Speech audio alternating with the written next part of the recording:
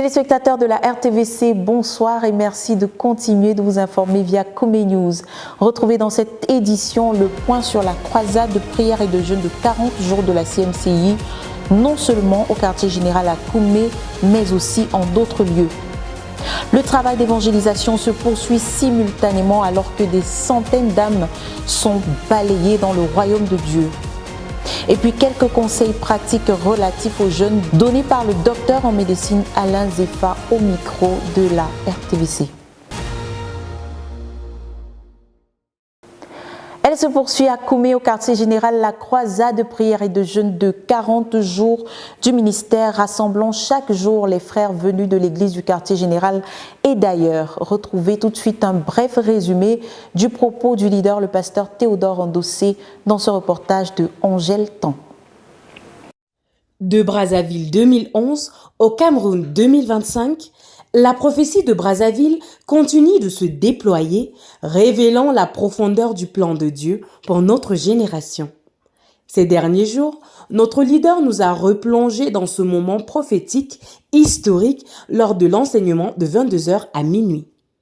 En nous montrant que plusieurs éléments de cette parole sont déjà en train de s'accomplir, il nous a rappelé que la prophétie de Brazzaville n'est pas une simple bénédiction passagère, mais une caverne à trésors divins, une terre promise dans laquelle Dieu a déposé d'innombrables richesses spirituelles, stratégiques et missionnaires.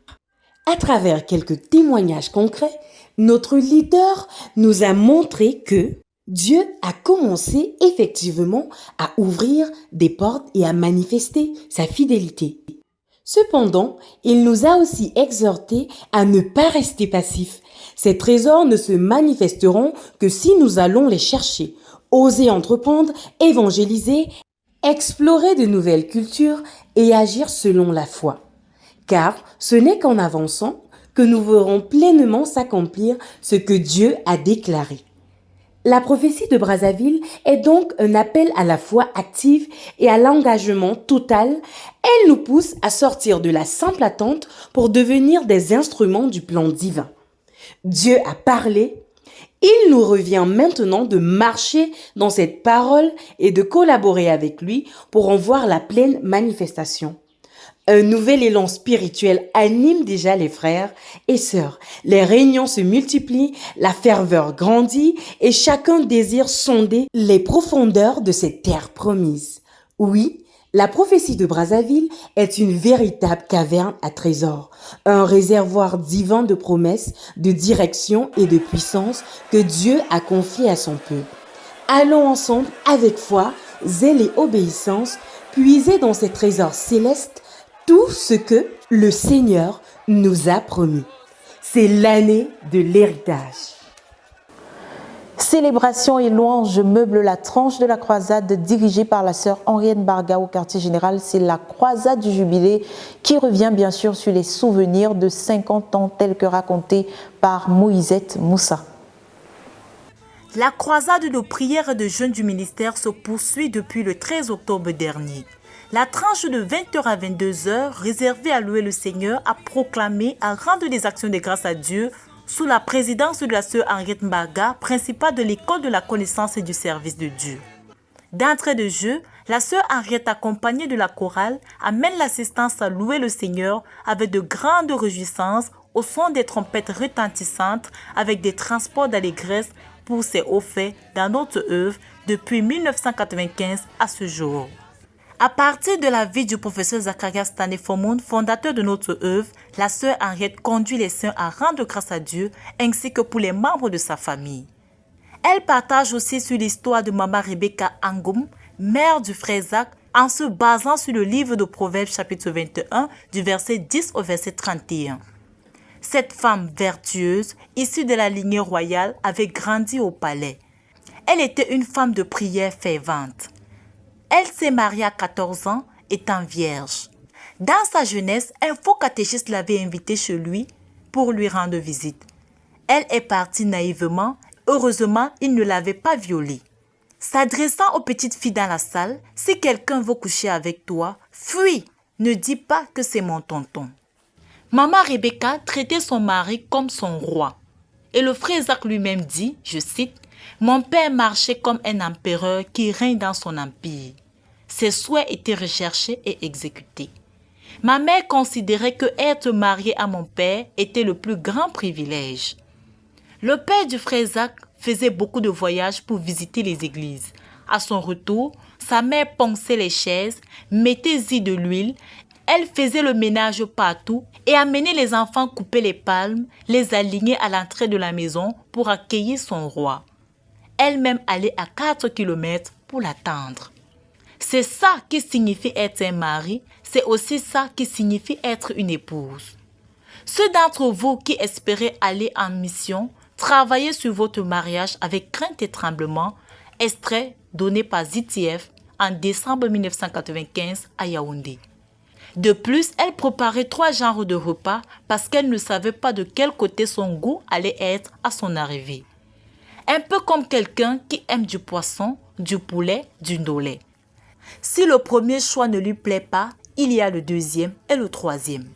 Elle n'était pas du genre qui dit au mari « La nourriture est sur la table, tu peux aller manger ».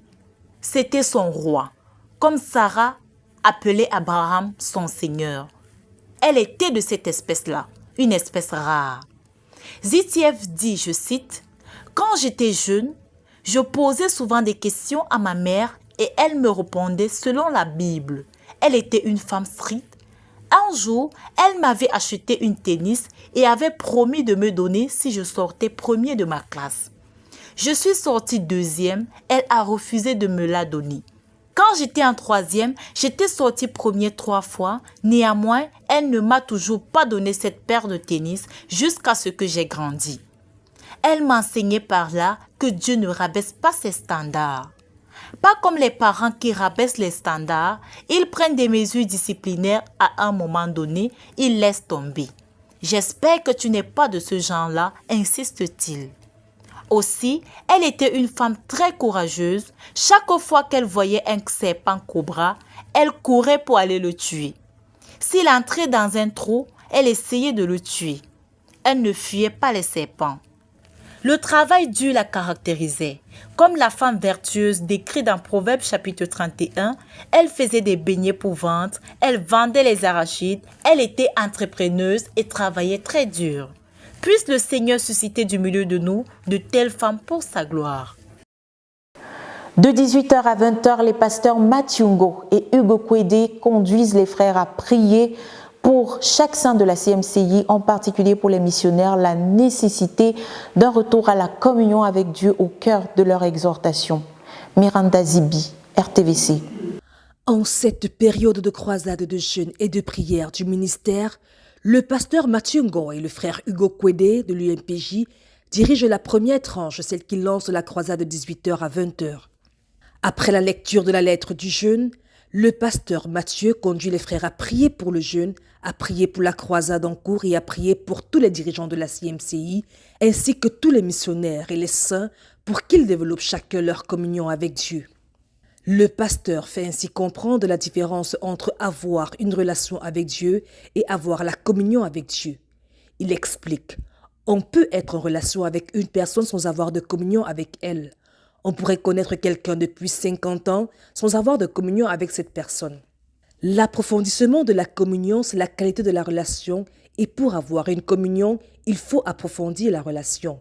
Il y a la relation, mais il y a aussi la communion qui doit être approfondie. Il conduit ainsi les frères présents à prier pour que tous les saints, de Koumé jusqu'aux extrémités de la terre, approfondissent leur communion avec Dieu, chacun à partir de là où il se trouve.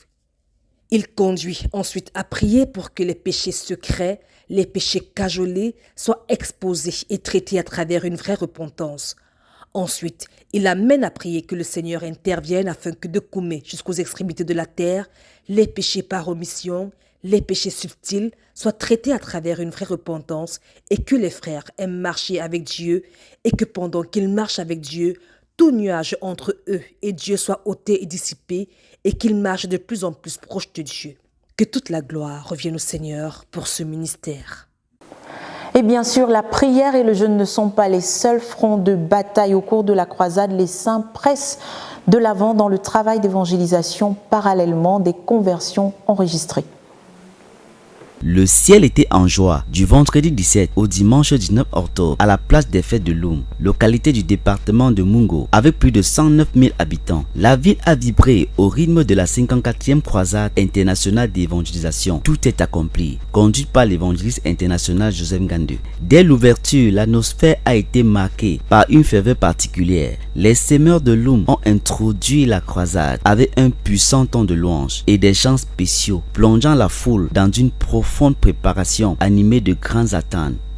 Viens, viens et vois, Jésus n'a pas changé, il est le même, aujourd'hui éternellement. Viens, viens et vois, Jésus. Lors de sa première prise de parole, l'évangéliste international Joseph Ngandou, entouré des pasteurs de la ville, a proclamé les bénédictions de Dieu sur l'assemblée avant de livrer son message. Bless you abundantly. Que Dieu te bénisse abondamment. May He shower you with His blessings. Qu'il t'arrose de ses bénédictions. May He do you good. Qu'il te fasse du bien. May God do you good. Que Dieu te fasse du bien. In the mighty name of Jesus. Au nom puissant de Jésus. Proclamons. We proclaim. Sur Loum. On Loum. Que Jésus-Christ est Seigneur. That Jesus Christ is Lord. Nous proclamons sur Loum la seigneurie de Jésus. We proclaim over Loum the Lordship of Jesus. Ce fut le point de départ de 3 soirées mémorables à travers des messages puissants d'évangélisation. Le Saint-Esprit a touché des centaines de cœurs chaque soir lors de l'appel. Des foules entières s'avançaient publiquement pour se donner au Seigneur Jésus-Christ devant une nuée de témoins, scellant ainsi leur engagement pour la vie éternelle. La seconde partie du ministère fut consacrée aux guérisons et aux délivrances, où les chaînes anciennes de captivité, de la maladie et d'envoûtement ont été brisées par la puissance de Dieu. Une maladie en moi, I had a certain sickness in me qu'on appelle l'hernie ombilicale. that they call, as you heard, Cela était dans mon ventre. hernia. That she said umbilical hernia. It was in her stomach. À ce niveau-ci, mon ventre était comme s'il y avait le ballon. Et il y avait une bosse qui sortait. So she said at the level of her stomach, it was as if there was a ball there. On a décidé de m'opérer. And they decided to operate her. Ma tante a refusé. My auntie refused. Et ce mal-là, And that pain, ça me refuse de faire certains travaux durs. it hinders me from doing some hard work. Même porter les choses qui pèsent. Even to carry heavy things. Il y a des moments que ça se soulevait en moi. There were times the pain used to rise up in me. Même respirer, j'étais dépassée. Even to breathe was difficult. Bref, l'autre jour, le premier jour de la croisade, Briefly, during the first day of the crusade, quand on a commencé les prières de délivrance et guérison, when they started the prayer of deliverance and healing, pendant que j'étais assise derrière, when I was seated behind, l'homme de Dieu a dit que ceux-là qui ressentent les douleurs, un jas dans le ventre qui se lève. the man of God said, all those who feel a type of pain in their stomach, stand up. Et vraiment, j'ai commencé à ressentir un tourbillon qui était dans mon ventre. I started feeling a certain turbulence in my stomach. Je sentais sérieusement mal. I felt bad. Et je suis venue m'asseoir ici devant. And I came and sat here in front. On a prié pour moi. They prayed for me. On a fait l'imposition des mains sur moi. They imposed hands on me. Je suis rentrée à la maison. Un sommeil profond m'a pris. And a certain deep sleep. Jusqu'à maintenant, je ne ressens plus la douleur. And right up Alléluia. I don't feel the pain. Applaudissez pour Jésus. Et la bosse qui était sur mon ventre, And that swelling that was around my stomach, cela a disparu. it has also disappeared. Alléluia, alléluia, alléluia. Donc je rends grâce à Dieu pour ma guérison authentique que j'ai reçue hier. I thank Les témoignages se sont multipliés pendant les 3 soirs. Plusieurs ont été guéris sur le champ et d'autres ont constaté leur guérison dès leur retour à la maison. De nombreuses restaurations profondes et rencontres surnaturelles avec le Seigneur ont également été rapportées. Parmi les vies transformées, nous retenons l'histoire bouleversante de cette femme radicalement changée par la puissance de Dieu.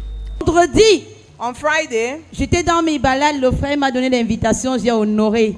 Mais quand je voulais venir, j'avais une lourdeur. when I wanted to come here, I had some heaviness. J'ai dit, Seigneur, aide-moi car je vais aller là-bas. Lord, help me to be there. Et le premier jour, j'étais en train de saigner. Mais ce n'était pas mon moment de saignement. On that first day, I was bleeding, but it was not J'ai the dit, time Seigneur, for mais my, comment for est-ce my possible? menses. Et ça coulait comme de l'eau. It was flowing like water. J'ai dit, ça c'est une manipulation satanique. I said this is a satanic Quand manipulation. je suis arrivée ici le premier jour, When I reached here the first day, j'avais très mal au bas-ventre. I was feeling La pain, douleur se repentait jusqu'à mes reins. and that pain went right to my waist. Après la prière, je suis rentrée à la maison. After the prayer, I went home. C'était le premier It jour. was the first day. Ça a cessé It de stopped. couler. Et aujourd'hui, ça ne coule plus. The blood stopped flowing. So, Alléluia. amen. Le deuxième jour, The second day, le Seigneur a encore fait quelque chose pour moi. the Lord still did something for me. J'ai une douleur à la fosse iliaque droite. Parce que j'ai déjà été opérée par une appendicite aiguë. I had a pain on my stomach here because Mais I le had been deuxième operated jour, from appendicitis. quand ce mal débutait, je vous assure, si je ne m'assois pas ou si je ne bois pas de l'eau, le mal là ne va pas stopper. When the pain starts, if I don't sit down or I drink water, that pain. Mais hier après la prière, But yesterday after the prayer, oh Dieu, merci Seigneur, la douleur est partie. that pain. Cette croisade, la première depuis le départ dans la gloire du père fondateur, l'apôtre Zacharias Tanefumun en 2009, a été accueillie avec une immense joie par les dirigeants de l'UM et les saints. Au terme de ces 3 jours de croisade, la moisson a été abondante. L'équipe a enregistré 428 miracles de salut, 277 rétrogrades restaurés, 160 délivrances authentiques, 158 guérisons instantanées, 561 livres distribués, en plus de nombreux traités évangéliques. Les dirigeants et faiseurs des disciples se sont immédiatement mis à l'œuvre pour accompagner les nouveaux convertis et les rétrogrades restaurés afin d'assurer leur affermissement spirituel et faire d'eux des disciples du Seigneur Jésus-Christ pour qu'aucune des âmes que le Seigneur a sauvées et restaurées pendant cette croisade ne se perde. Le regard est désormais tourné vers la prochaine étape Beberati en République centrafricaine du 24 au 28 octobre pour une nouvelle invasion de l'évangile.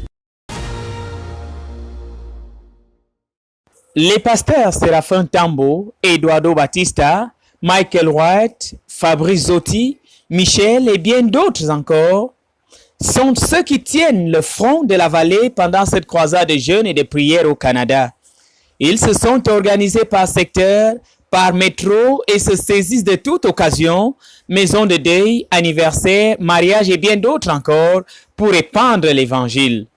Chaque membre de l'équipe a la lourde responsabilité de présenter l'évangile à au moins 12 personnes par sortie d'évangélisation.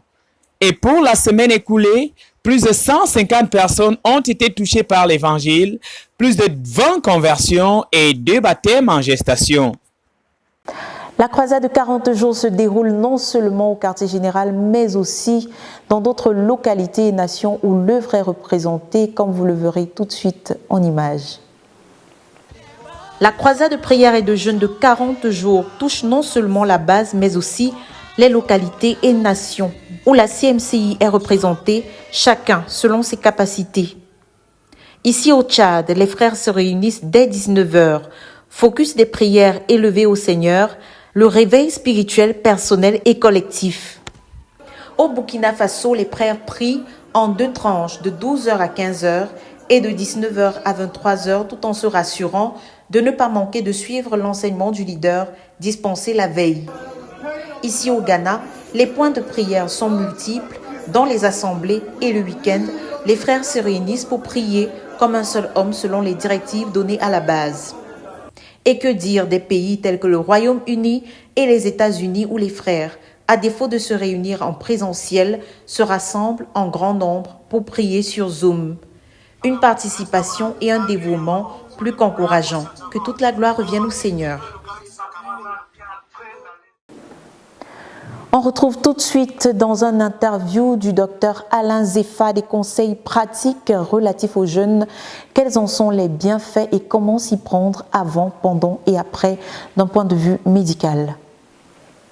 Je me présente, je suis le docteur Alain Zepha, je suis médecin spécialisé en santé et sécurité au travail, directeur de la clinique El Shaddai à Bamako et également directeur général de Kuros Consulting, qui est un cabinet conseil en santé et sécurité au travail. Nous sommes basés au Mali et nous sommes basés en Guinée-Conakry. J'aimerais encourager les frères à jeûner. Parce qu'il a été démontré chez les animaux que le jeûne avait des effets très positifs sur l'organisme. Premièrement, un allongement de la durée de vie. L'espérance de vie était augmentée. Deuxièmement, une amélioration des fonctions cognitives, tout ce qui concerne la mémoire, n'est-ce pas, la capacité d'apprendre, l'apprentissage et la protection des nerfs. Troisièmement, il a été démontré que les gens qui jeûnaient beaucoup, les animaux qui jeûnaient beaucoup, à qui on soumettait au jeûne, avaient une réduction, n'est-ce pas, du risque de cancer ou de tumeurs spontanées. Quatrièmement, il a été démontré également que les animaux qu'on faisait jeûner, n'est-ce pas, on s'est rendu compte qu'ils avaient une bonne santé métabolique, c'est-à-dire que les réactions, n'est-ce pas, chimiques dans l'organisme se déroulaient parfaitement. Et cinquièmement, le jeûne réduit ce qu'on appelle le stress oxydant, c'est-à-dire que c'est un ralentissement du vieillissement des cellules.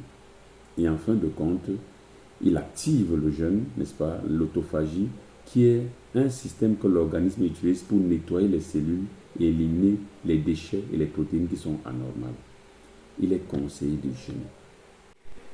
Alors, je vais maintenant parler de la préparation avant le jeûne. Avant le jeûne, il est conseillé que chaque personne qui veut jeûner, n'est-ce pas, surtout si tu as des antécédents médicaux, il serait bien que tu voies ton médecin traitant, n'est-ce pas, pour qu'il te donne des conseils pour choisir le type de jeûne et comment est-ce que tu vas jeûner. D'un autre côté, en Afrique particulièrement, à cause des problèmes, des maladies que nous avons qui sont assez fréquentes, n'est-ce pas, les maladies tropicales, il est intéressant qu'avant de jeûner, que chaque personne se déparasite. Le déparasitage systématique et prenne des antipaludéens avant de jeûner. Alors, avant d'entrer dans le jeûne, il est conseillé également pour tout le monde, n'est-ce pas, de prendre des aliments légers pendant les jours qui précèdent le jeûne. Pourquoi? Parce que pendant qu'on jeûne et qu'on ne va pas aux toilettes, on va beaucoup moins fréquemment, l'organisme a tendance à réabsorber tout ce qu'on a mangé et qui est encore dans le tube digestif et qui peut être source de nausées et de malaise dans le jeûne. Donc avant le jeûne, il est question de tout faire pour suivre des mesures diététiques, pour avoir des aliments légers et s'assurer qu'on est rentré dans le jeûne avec un tube digestif vide à la limite. Pendant le jeûne, il est conseillé, n'est-ce pas, de boire entre 2 et 3 litres par jour, c'est-à-dire les bouteilles que nous avons, des bouteilles d'eau minérale, environ en moyenne 2 bouteilles par jour. Deuxièmement, il est impératif de maintenir une bonne hygiène corporelle, n'est-ce pas, et bucco-dentaire, parce que pendant le jeûne, il y a une destruction des cellules de l'organisme, un renouvellement des cellules de l'organisme, et parfois ça peut produire des odeurs. Et troisièmement, il est conseillé de ne pas faire des efforts physiques. Mais par contre, pendant le jeûne, il est conseillé de marcher. Marcher permet de bouger un peu les muscles, vous voyez, les muscles. Marcher permet d'améliorer la circulation sanguine, la respiration. Marcher permet de transpirer, donc de sortir un peu les toxines. Et marcher améliore la consommation de l'eau, dans la réhydratation. Donc, il est conseillé de marcher pendant le jeûne. Alors, que faire lors des malaises pendant le jeûne? La première chose que nous conseillons médicalement, c'est de se reposer. N'est-ce pas? S'asseoir, se mettre dans une position où on est stable. La deuxième chose, c'est qu'on peut avoir besoin de se réhydrater parce que le jeûne entraîne ce qu'on appelle un trouble ou un déséquilibre électrolytique, n'est-ce pas? On peut avoir besoin de boire de l'eau simplement. La troisième chose qu'on retrouve, les types de malaise qu'on retrouve, c'est l'hypotension. L'hypotension qui est parfois orthostatique, c'est-à-dire qu'on est couché et subitement on s'assoit, il y a une chute de la tension artérielle, ça donne beaucoup de vertiges et certaines personnes peuvent même tomber. Donc les malaises tels que l'hypotension, on peut juste l'éviter en faisant quoi? En s'asseyant, quand on part de la position couchée et qu'on veut se mettre debout, on s'assoit d'abord pendant quelques minutes avant de se lever. On peut retrouver les vertiges et parfois des crampes qui sont dues au fait que simplement on manque du calcium. Un malaise qu'on peut avoir, c'est l'hypoglycémie excessive. C'est vrai qu'on ne mange pas, Donc, parfois, on a une chute du taux en fait, on a une hypoglycémie, n'est-ce pas, excessive, qu'il faut gérer en faisant quoi? Simplement en se reposant. Les autres malaises qu'on peut avoir, c'est la perte musculaire. Le jeûne entraîne, n'est-ce pas, une baisse du taux de protéines dans le corps, une baisse du taux de graisse, une baisse du taux de sucre, et les muscles peuvent s'atrophier, surtout si on reste longtemps couché et qu'on ne marche pas souvent ou on ne travaille pas physiquement, légèrement. Alors, un autre malaise qu'on peut avoir, c'est les troubles cardiaques, n'est-ce pas, à cause du déficit du potassium. Et enfin, les troubles digestifs, les douleurs abdominales qui peuvent parfois survenir lorsque on a commencé le jeûne sans avoir pris un temps pour... En fait, on a commencé le jeûne avec le ventre lourd, simplement. La fatigue extrême, les vertiges sont également les signes qu'on peut retrouver. Mais dans certains cas exceptionnels, on peut être amené aussi, n'est-ce pas, à cause des malaises, n'est-ce pas, d'arrêter le jeûne. Alors, nous allons voir les 10 commandements du jeûne, n'est-ce pas, que nous avons vu tout à l'heure. Premièrement, le jeûne améliore la durée de vie, n'est-ce pas, un allongement de la durée de vie. La deuxième chose, c'est qu'elle améliore la mémoire et l'apprentissage. Troisièmement, elle réduit les risques de cancer et des maladies métaboliques. Quatrièmement, elle réduit, n'est-ce pas, et ralentit surtout le vieillissement des cellules. Cinquièmement, le jeûne entraîne un nettoyage cellulaire avec élimination des déchets, n'est-ce pas, et des protéines anormales. Sixièmement, le jeûne brûle les graisses, les mauvaises graisses. Septièmement, elle régénère les cellules. Huitièmement, elle réduit le risque des maladies dégénératives telles que la maladie de Parkinson et les maladies neurologiques, l'Alzheimer. Neuvièmement, elle renforce l'immunité, n'est-ce pas, les défenses de l'organisme. Et dixièmement, elle apaise le système nerveux et améliore la concentration. Je vous remercie. Chers téléspectateurs, c'est la fin de ce journal. Merci de nous avoir suivis jusqu'au bout. Surtout, restez connectés à la Radio Television Voice of the Cross et la chaîne de la Bible. Bonne croisade.